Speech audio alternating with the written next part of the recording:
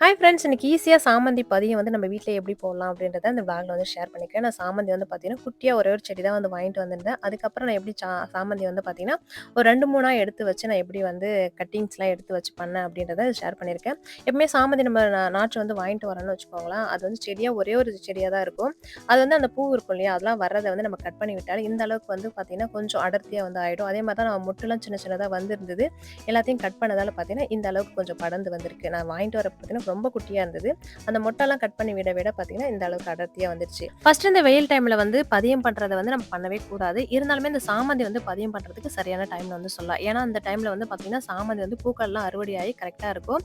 இந்த டைம்ல நம்ம பதியம் போட்டு எடுத்து வச்சா, அடுத்த சீசனுக்கு வந்து பூ பூக்கறதுக்கு கரெக்ட்டா இருக்கும். இதே மாரி தான் ஒரு 2 வாரத்துக்கு முன்னாடி அந்த சாமந்தி கட்டிங்ஸ் வந்து எடுத்து வச்சு பதியம் போட்டிருந்தேன். எவ்வளோ சூப்பரா வந்து அந்த வேர்லாம் வந்திருக்கு பாருங்களா!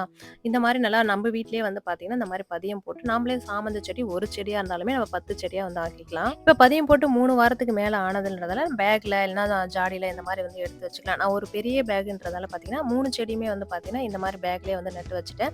இதுக்கு மண் கலவைன்றது வந்து பார்த்தீங்கன்னா, பதியம் போடுறதுக்கு வந்து சொல்றேன். ஒரு 1 கைப்பிடி அளவு செம்மண்ணு, 2 கைப்பிடி அளவு கோகோ பீட். நான் இப்படி தான் வந்து யூஸ் பண்ணியிருந்தேன். அது பதியம் போடுறதுக்கு சொல்றேன். நம்ம பதியம் போடும்போது வேர் நல்லா ஊறி வர்றதுக்கு மண்ணு வந்து பார்த்தீங்கன்னா, நல்லா பொல பொலன்னு இருந்தா தான் வேர் வந்து நல்லா சீக்கிரமா வரும்ன்றதால இந்த மாரி மண் கலவையில நீங்க பதியம் போட்டு பாருங்க. நல்லா சூப்பராவே வரும்.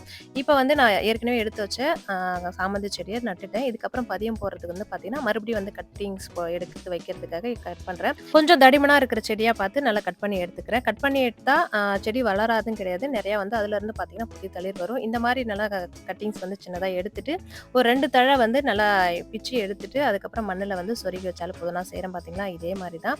இந்த மாரி தான் நானுமே வந்து அந்த கட்டிங் வந்து எடுத்து வச்சேன். சூப்பரா வந்து தளஞ்சு வந்திருந்தது.